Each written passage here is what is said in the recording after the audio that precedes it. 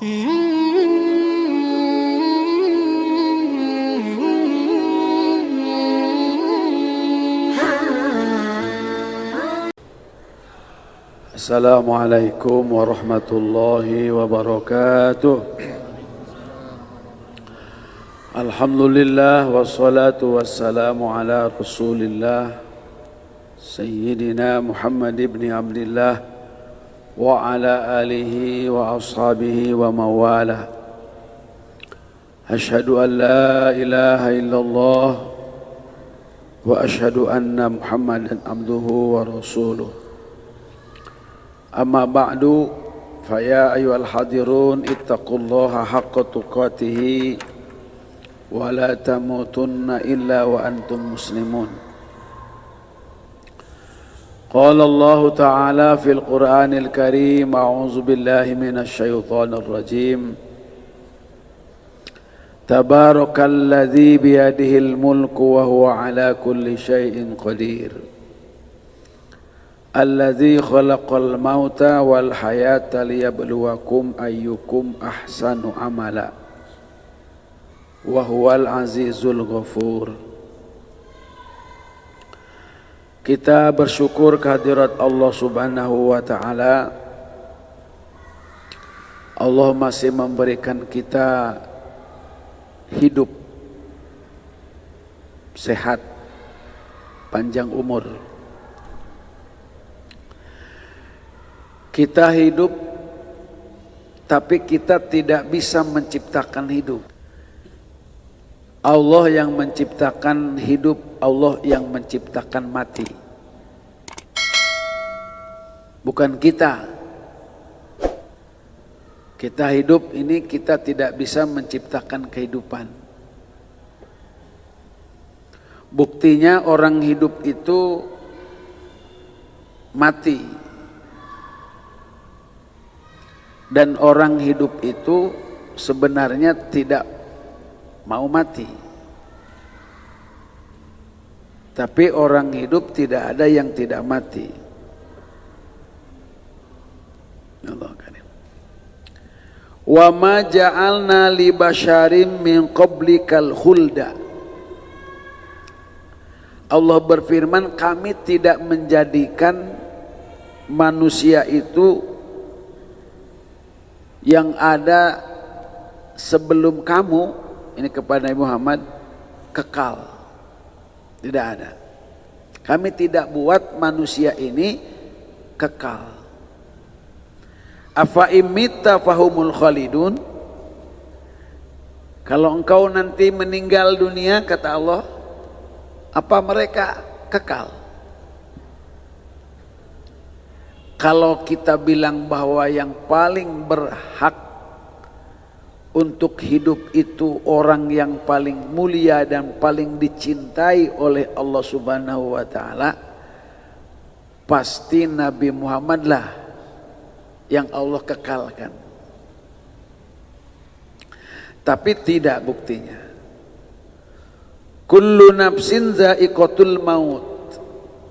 Setiap yang bernyawa, setiap yang bernapas, setiap yang berdarah, nipas itu, napas itu buktinya wanita yang berdarah itu disebut nipas.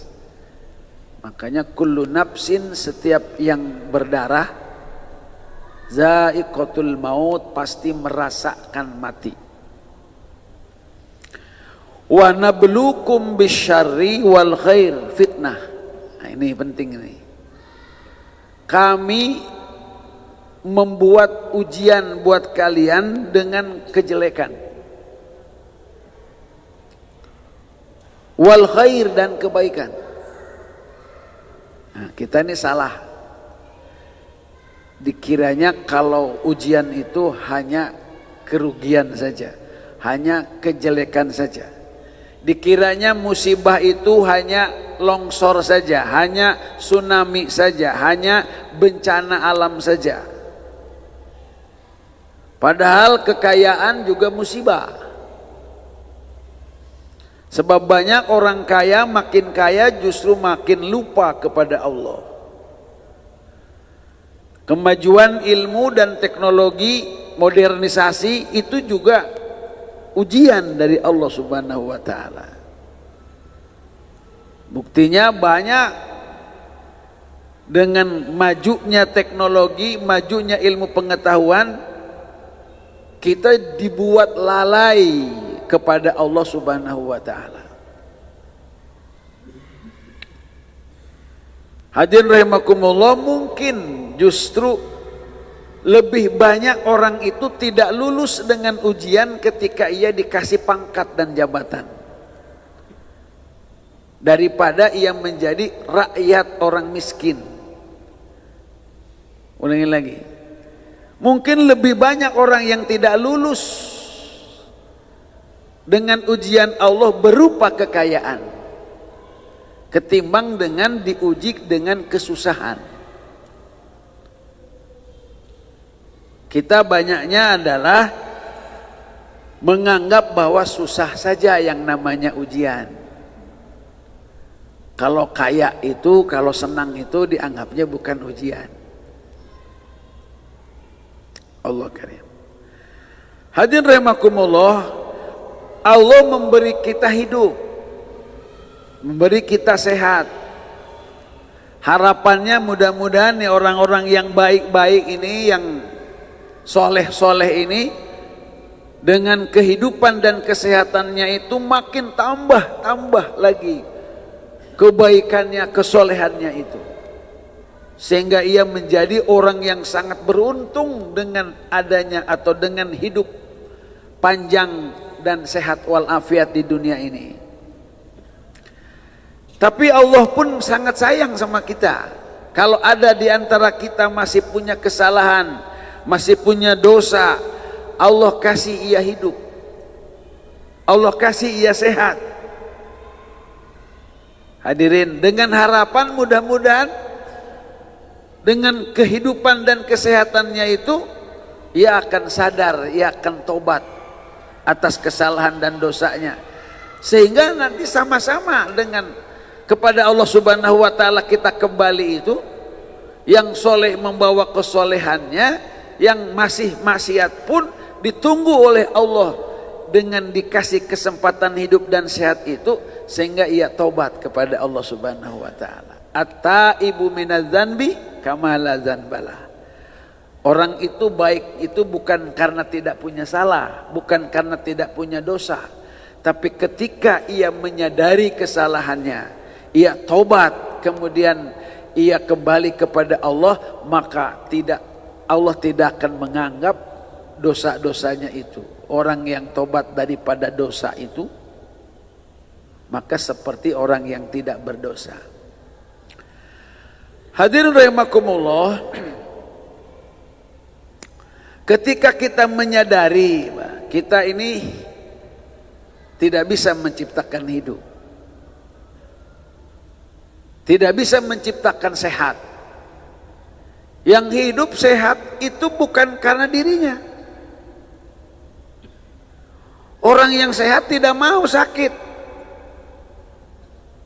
tapi sakit itu pasti wujudnya. Seperti halnya orang hidup itu tidak mau mati. Kita mau mati, mati. Tidak mau mati, mati. Ya kan?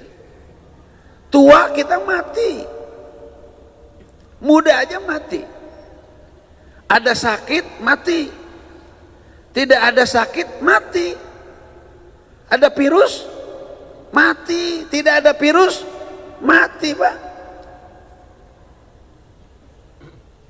Sebelum ada COVID juga ada mati. Setelah ada COVID dia ada mati, sama-sama mati. Yang harus kita pikirkan itu adalah justru kita mempersiapkan kehidupan setelah kematian. Jadi hadirin rahimakumullah, tugas kita kan ibadah. Tugas kita ini ibadah. Kita hidup ini oleh Allah Subhanahu wa taala disuruh kita ibadah. Bukan untuk kita, bukan untuk Allah ibadah itu, untuk kita sendiri. Maka kemerdekaan yang sesungguhnya itu adalah ketika kita ini tidak menghambakan diri kepada selain Allah. Itu merdeka yang sesungguhnya. La ilaha illallah, la ma'buda illallah. Kita tidak menghambakan diri kita kepada selain Allah. Itu merdeka yang sesungguhnya. Ketika tugas kita itu yakin bahwa tugas kita itu ibadah, maka kalau kita punya kebebasan untuk melaksanakan ibadah dengan sebebas-bebasnya kepada Allah Subhanahu wa taala, berarti kita ini merdeka. Ulangi lagi, berarti itu merdeka. Kalau kita tsunami dianggap musibah, bencana alam dianggap musibah. Musibah yang sesungguhnya adalah musibah agama. Karena yang menentukan kita hidup lama yang tidak pernah ada matinya itu agama. Karena kalau namanya alam, karena namanya dunia, kalau sudah habis, kalau sudah hancur ya sudah. Tapi agama, hadirin rahimakumullah, masya Allah, musibah yang paling besar itu adalah agama. Kalau bapak tidak bisa kerja misalkan, tidak bisa usaha, itu musibah. Tapi musibah yang paling hebat itu adalah musibah ketika kita nggak bisa ibadah. Ulangi, itu musibah yang sesungguhnya. Ini yang paling kita harus anggap musibah itu ketika kita dikasih hidup, ketika dikasih sehat, tugas kita ibadah, tapi kita nggak bisa ibadah. Ini kerugian yang sangat luar biasa. Ulangi lagi, ini kerugian. Kalau kita sekarang misalkan sudah sehat, kita sudah punya biaya, mau haji, tidak ada balasan haji kecuali surga, tapi kita nggak bisa haji, musibah ini. Apa artinya dunia ini dibandingkan dengan surga? Nggak ada artinya sama sekali. Ketika kita tidak bisa meraih makan saja, meraih minum saja, meraih gaji saja, kita dianggapnya musibah besar.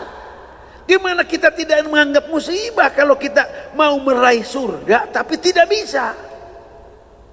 Mau haji tidak bisa, mau umroh nggak bisa. Ini musibah namanya. Jangan kita tidak anggap musibah ini musibah besar.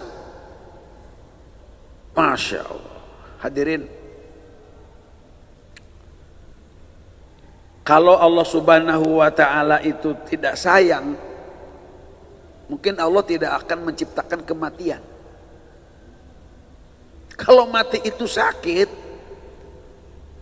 tapi dibalik mati itu, karena kita tidak bisa meraih surga Allah Subhanahu wa ta'ala tanpa melalui kematian. Nah sekarang hadirin rahimakumullah, ya, dalam masalah fikih ibadah ini yang paling pokoknya kita kan harus menganggap besar apa yang dianggap besar oleh Allah dan Rasulnya. Itu yang paling pokok. Kalau kita tanpa itu ya agak susah. Nah sekarang hadirin rahimakumullah, dengan kita modal kehidupan kita ini, dengan modal kesehatan kita ini, dengan kita berusaha mengkaji dan kita mengikuti taklim atau ta'alum itu, mudah-mudahan kita ini bisa memanfaatkan hidup dan sehat kita itu untuk meraih keuntungan dunia akhirat kita. Nah sekarang ini contoh misalkan, orang sekarang ini mau ibadah, tidak ada langkah yang paling hebat, yang paling bagus kecuali orang itu melangkah untuk ke masjid melaksanakan sholat. Tidak ada langkah yang paling hebat itu. Setiap langkahnya itu bisa dikasih rumah di surga. Setiap langkahnya itu menjadi persaksian keimanan kita kepada Allah Subhanahu wa ta'ala. Terus masjid ditutup. Ini namanya musibah. Musibah agama namanya ini. Ulangi lagi, musibah agama. Hadirin, dari Abdullah radhiyallahu taala anhu qala man sarrahu an yalqallaha qadan musliman. Siapa orang yang senang, yang ingin, yang gembira berjumpa dengan Allah dalam keadaan muslim. Kalau kata almarhum Zainuddin MZ bilang begini, kita ini kadang-kadang memang aneh sih ya. Biasanya kalau orang yang pulang itu senang dan gembira. Orang misalkan habis haji, habis umroh, pulang, senang itu. Mau pulang itu senang benar. Orang mau kerja di luar negeri, mau pulang, senang. Bapak mau mudik, lebaran, mau pulang, senang. Tapi ketika kita mau pulang ke rahmatullah, kita nggak senang gitu ya. Kata MZ itu. Ini artinya memang ada yang salah dalam keimanan kita dan pikiran kita ini. Kok ketemu orang tua aja kita senang, ketemu dengan teman aja kita senang. Kita kok ketemu dengan pencipta kita, dengan yang memberi rezeki dan menghidupkan, mematikan kita takut, kita nggak senang. Ini memang ada kesalahan kita ini. Allahu Akbar walillahil hamd. Kalau orang itu senang berjumpa dengan Allah besok hari dalam keadaan muslim, falyuhafiz ala haula'is shalawatil khams haitsu yunada bihinna, kata Nabi. Cobalah pelihara, jaga sholat yang 5 waktu di mana panggilannya itu dikumandangkan di tempat itu. Fa innahunna min sunanil huda. Karena itulah yang sesungguhnya sunnah petunjuk itu.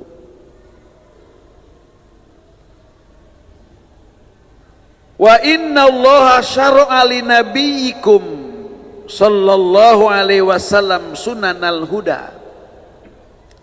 Allah subhanahu wa ta'ala mensyariatkan kepada nabi kalian sunan huda itu.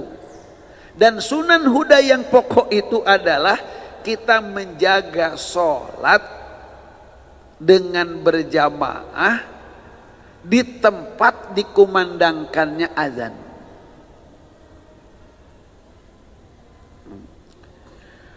Wal amri law anna kullakum shalla fi baitihi. Demi, kata Nabi, demi Allah, kalau saja kalian sholat di rumah kalian, lataraktum sunnata nabiyikum. Sungguh kalian itu sudah meninggalkan sunat Nabi kalian. Walau taraktum sunnata nabiyikum ladolaltum. Kalau kalian sudah meninggalkan sunnah Nabi kalian, artinya kalian sudah sesat. Walaupun sholat sudah sesat. Walaqad ra'aituna wa ma yatakhallafu anha illa munafiqun ma'lumun nifaq. Kalau ada orang yang kita lihat dia tidak mau yatakhallaf, dia berselisih saja, tidak mau bersatu, tidak mau berkumpul, maka kata Nabi, illa munafiqun ma'lumun nifaq, pasti dia itu adalah orang munafik. Ini hadirin, kalau kita sana nih, ini kalau kita nih merapatkan barisan itu, rapat barisan saja, banallahu lahu baitan fil jannah, Allah akan kasih rumah di surga. Ini kesempatan ini sudah mulai dijauh, sudah takut kita sekarang ini. Kata Nabi, kalau kita tidak lurus barisannya, tidak rapat barisannya, patah talipa kulubukum. Kata Nabi, pasti hati-hati kalian itu akan berantakan, acak-acakan, tidak bisa bersatu. Ini baru merapatkan barisan. Bagaimana kalau merapatkan jamaah?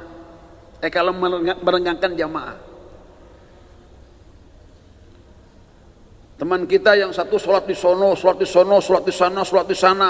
Yang satu di atas, yang satu di bawah. Patah tali pakulubukum.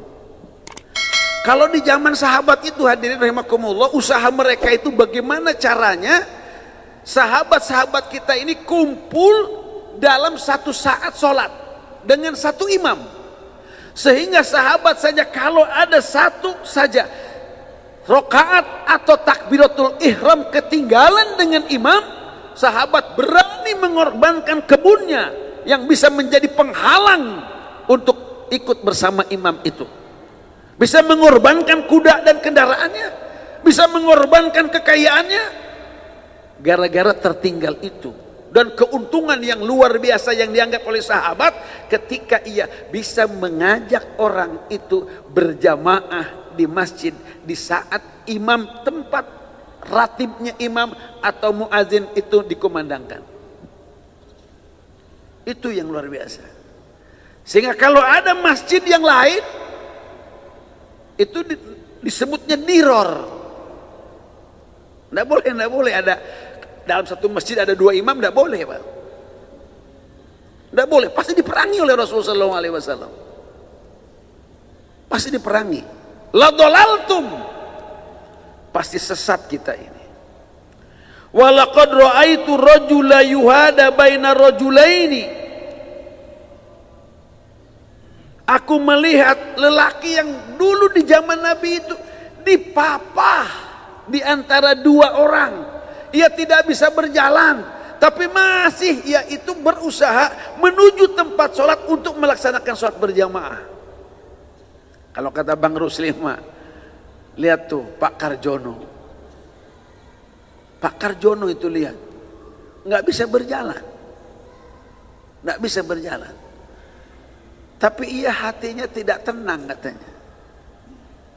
Kalau dia itu tidak sholat berjamaah. Itu kan namanya luar biasa, Masya Allah. Masya Allah. Apa katanya? Yadkhulu fi shaf. Orang yang dipapah oleh kedua orang itu berusaha untuk berada di shaf. Untuk berada di shaf. Wa ma min rajulin yatatahhar fayuhsinu tahura fayamidu ilal masjidi fayusalli fihi fama yakhtu khatwatan illa rafa'allahu lahu biha darajah wa khata anhu biha khati'ah. Kata Nabi, tidak ada seseorang yang dia itu bersuci, berwudu di rumahnya, kemudian menyengaja dia ke masjid, kemudian sholat di dalamnya. Tidak ada langkah yang paling hebat, tidak ada langkah yang paling bagus di mana Allah Subhanahu wa taala mengangkatkan dengan langkah itu derajat. Tidak ada langkah yang paling bagus di mana Allah Subhanahu wa taala dengan langkah itu menghancurkan dosa-dosanya. Tidak ada kecuali langkah menuju shaf yang ada di masjid untuk melaksanakan sholat. Oke, jika kesempatan ini tidak kita lakukan padahal kita sehat, padahal kita sempat, maka kita berarti kita ini sudah merugi menurut Allah Subhanahu wa taala. Kemudian kalau kita tidak merasa rugi, ada sesuatu yang tidak beres dalam iman kita. La dolaltum, berarti kita ini sesat atau kita disebut munafik kita ini. Nah, hadirin rahimakumullah, coba misalkan dulu Nabi Shallallahu Alaihi Wasallam bersama para sahabat subuh ini, Rasul mengatakan, man asbaha minkumul yauma shaima. Siapa di antara kalian yang pagi ini berpuasa? Faqala Abu Bakar, ana ya Rasulullah. Kata Abu Bakar, katanya, saya ya Rasul. Faqala man at'ama minkumul yauma miskina. Siapa di antara kalian yang pada hari ini telah memberikan makan kepada orang miskin? Pagi-pagi ini. Apa dia bilang? Ana ya Rasulullah. Kata Abu Bakar. Faqala Abu Bakar, ana ya Rasulullah. Saya sudah ya Rasul. Sudah saya memberikan makan kepada orang miskin. Faqala Nabi sallallahu alaihi wasallam, man tabi'a minkumul yauma janazah. Siapa yang pada hari ini mengikuti kegiatan janazah, salat, menyolati janazah atau mengikuti menghantarkan janazah. Qala Abu Bakar, ana ya Rasulullah. Saya ya Rasulullah. Hari ini puasa Abu Bakar. Siapa yang hari ini sudah memberi makan fakir miskin? Abu Bakar. Siapa yang mengikuti jenazah? Abu Bakar. Kemudian hadirin, kata Rasul, man ada minkum yaum maridhan. Siapa yang pada hari ini menjenguk orang sakit? Qala Abu Bakar, ana ya Rasulullah. Saya ya Rasulullah. Kemudian hadirin rahimakumullah, kata Rasul, majtama'at hazihil khisalu qattu fi rajulin illa dakhalal jannah. Siapa yang amalan 4 tadi kumpul dilakukan oleh seorang lelaki, oleh seseorang, pasti dia masuk surga. Nah hadirin, maksud saya, setelah Rasul menyatakan kayak seperti itu, ternyata figur dan contohnya itu adalah Abu Bakar. Hampir seluruh sahabat ini berusaha mencari-cari kesempatan untuk bisa mengumpulkan dalam satu hari itu, bisa mengamalkan 4 amal itu. Ternyata tidak mudah itu. Ulangi lagi, ternyata tidak mudah. Hadirin rahimakumullah, ini contoh saja kita. Kata Nabi, man shalla ala janazatin falahu qirat. Kalau kita bisa menyolatkan jenazah, itu kita akan mendapat 1 qirat. Kalau kita menghantarkan, memakamkan jenazah, maka kita dapat qirat lagi. Maka kalau kita sampai bisa menyolatkan dan bisa mengantarkan, itu kita akan mendapatkan 2 qirat. Kata Nabi, qirat itu a'zamu min Uhudin. 1 qirat itu lebih hebat daripada sebesar gunung Uhud emas. Lagi. Kalau kita nyolatkan, kemudian kita ini menghantarkan jenazah, kira-kira usaha itu lama apa tidak? Tentu tidak. Berat apa tidak? Tentu tidak. Tentu tidak. Kita bisa nyolatkan dan kita bisa nyolatin bisa.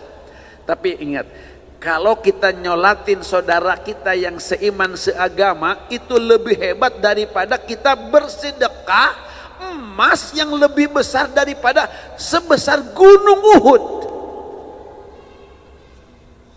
Coba Bapak hadirin, apa kita nggak rugi kalau sampai kita ini nggak bisa sholat? Rugi Pak, rugi. Ya Allah, rugi. Apa kita nggak rugi kalau kita bisa nganterin jenazah sampai dimakamkannya itu, dikasihnya oleh Allah, seperti kita malah lebih baik daripada kita ini mensedekahkan emas sebesar gunung Uhud. Tapi keadaan ini hadirin, yang Abi bilang ini musibah. Musibah bagi kita hadirin, bukan bagi mayat, bagi kita.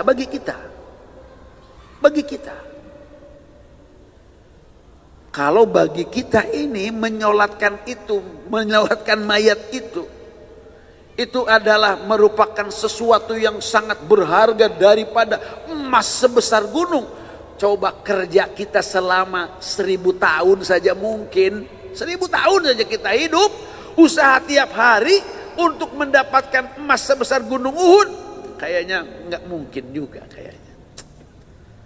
Tapi kalau sekarang ini kesempatan itu ada di depan mata kita, tapi kita tidak bisa, kerugian apa yang akan diderita oleh kita?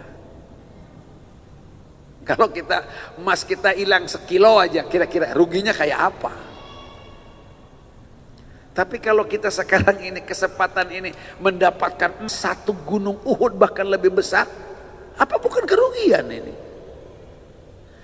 Ini kadang-kadang salah definisi sih kita dalam mendefinisikan ibadah ini. Oh ini sunnah, oh ini nawafil, ini mandub, sunnah. Apa itu sunnah? Sunnah itu ma yusabu ala fi'lihi wa la yu'aqabu ala tarkihi. Itu definisinya. Sunnah fikih maksudnya, sunnah ibadah. Itu artinya yang dapat pahala, dikasih pahala jika dikerjakan dan tidak disiksa kalau ditinggalkan.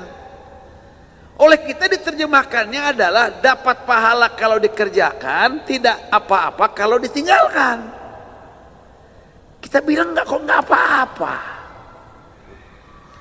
Kata Nabi, sholat 2 rakaat sebelum subuh itu adalah lebih hebat daripada dunia dan seisinya. Sunnah itu iya, dikerjakan dapat pahala, tidak dikerjakan kita bilang enggak apa-apa. Enggak apa-apa gimana ketika kita ini hilang sandal saja apa-apa? Gimana hilang dunia dan seisinya kok kita bilang enggak apa-apa? Ini ada apa-apa kita ini.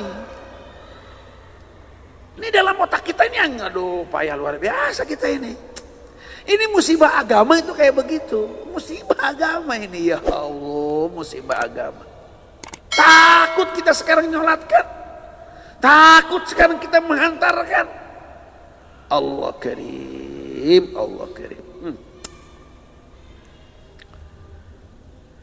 Innal muslima idza ada akhahul muslima lam yazal fi khurfatil jannati hatta yarji'a. Kalau kita ini nengok orang yang sakit, maka kata Nabi, kita ini sudah berada di dalam taman surga sampai kita kembali.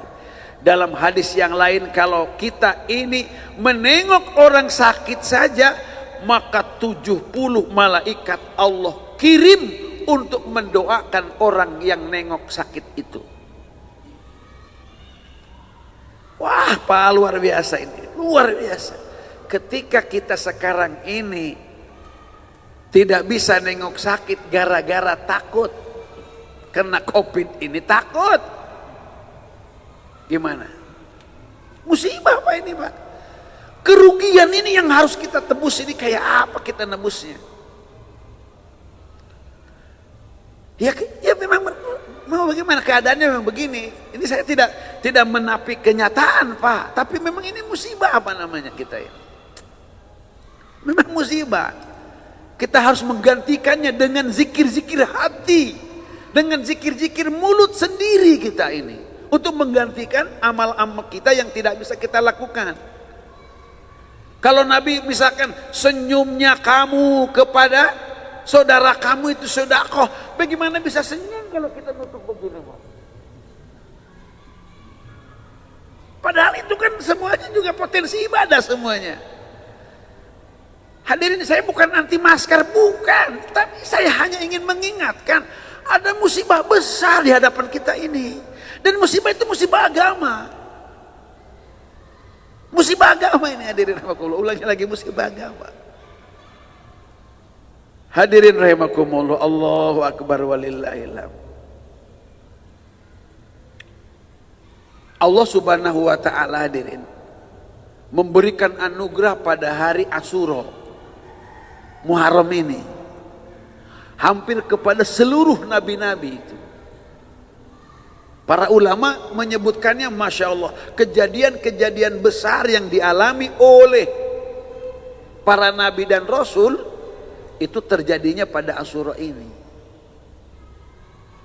Ini tadi imam aja membacakan sejarahnya Nabi Musa dengan Fir'aun. Jahat Fir'aun itu, jahat Haman itu, jahat Korun itu. Hadirin rahimakumullah, ketika Allah Subhanahu wa taala menyelamatkan hambanya itu dari kejahatan-kejahatannya orang-orang, ini banyak terjadinya pada bulan Asyura itu. Satu yang saya akan ingatkan itu, apa iya tidak ada maknanya, hadirin? Kalau Allah misalkan menciptakan Nabi Adam pada hari Asyura,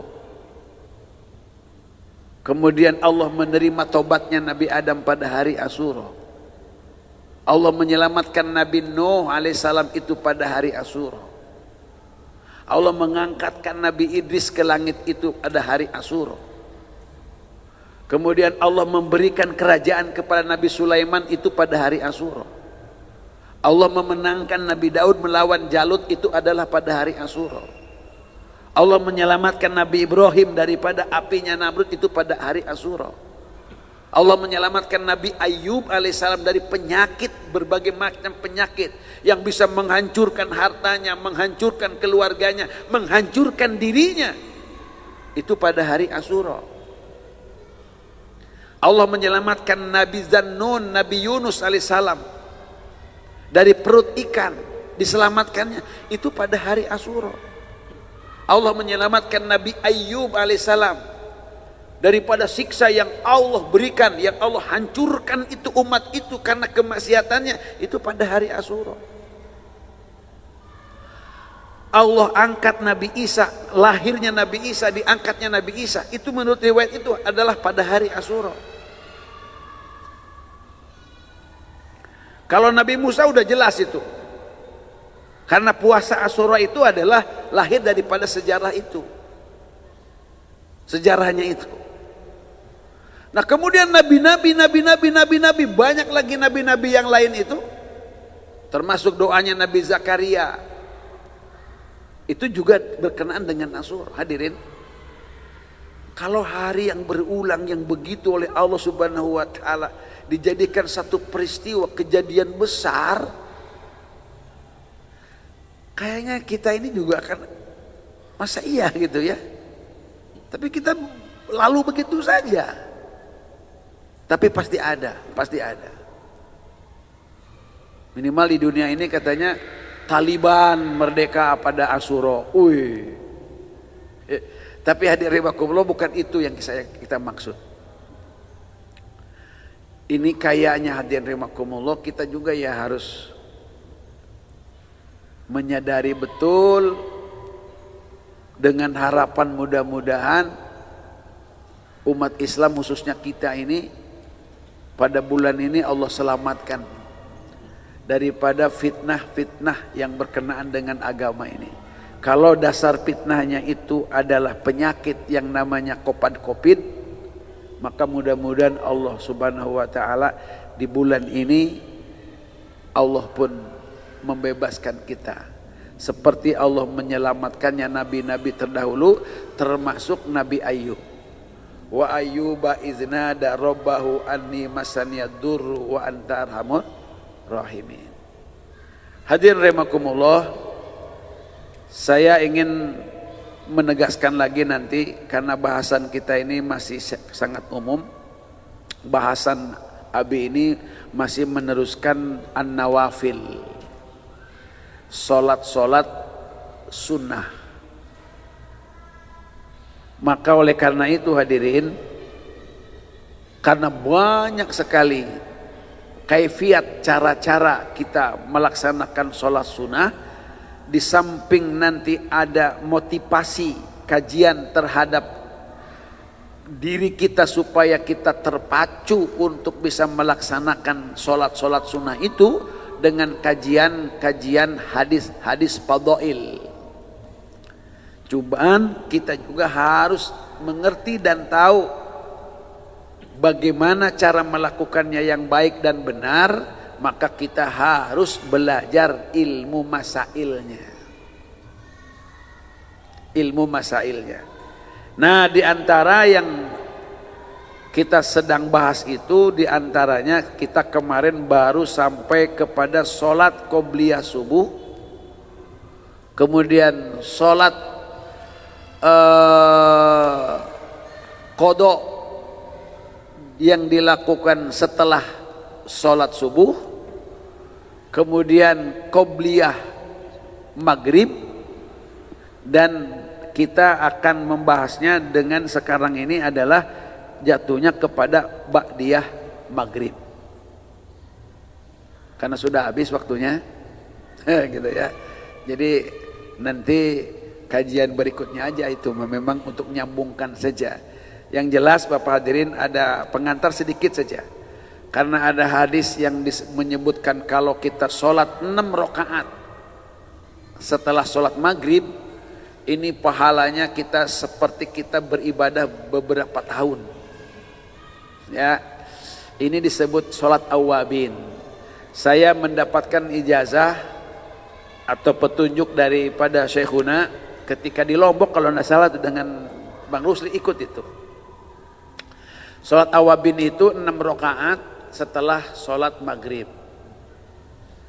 Maka Bapak tidak disebutkan di situ niatnya apa, niatnya apa. Yang jelas adalah siapa yang sholat 6 rakaat setelah sholat maghrib, maka mari kita laksanakan sebelum nanti detail. Kita laksanakan sholat 3 kali sholat kali 2 berarti 6 rakaat itu. Kata Syekh, 1 sholatnya sholat ba'diyah. Kalau saya ini ya, yang kedua sholatnya sholat hajat ba'da maghrib. Ini yang dilaksanakan oleh santri di Abi juga begitu. Kemudian yang ketiga sholatnya sholat taubat selepas maghrib. Kita lakukan itu, kita niat lakukan itu. Nanti akan saya sampaikan hadisnya dan keterangannya. Tetapi pesan akhir daripada pertemuan kita pada hari ini, yuk coba kita bisa melaksanakan sholat. Dengan sekali melaksanakan sholat, nanti kita akan meraih berbagai macam amalan sholat berarti. Nah, kemudian bacaannya yang disebutkan kemarin itu, kalau di Kalimantan juga tuh, kalau sholat hajatnya itu baca rakaat pertamanya membaca ayat kursi, Bang. Ayat kursi yang dibaca. Kemudian ayat yang keduanya dibaca amanar rasul. Dibaca amanah rasul. Ini tapi ini kalau kita mau baca lebih detail ya. Jadi qobliyah ba'diyah bacanya kuliah dan kulhu rakaatnya. Kedua sholat hajat, kita bacanya adalah ayat kursi dengan amanah rasul. Kemudian yang ketiga kita sholat tobat sambil kita minta perlindungan kepada Allah Subhanahu wa taala, maka bacanya adalah surat Al-Falaq dan surat An-Nas. Itu saja pesan akhirnya. Semoga dan kita mudah-mudahan punya hidayah taufik untuk bisa melaksanakan dan mengamalkan. Subhanakallahumma bihamdika asyhadu an la ilaha illa anta astaghfiruka wa atubu ilaika. Wassalamualaikum warahmatullahi wabarakatuh.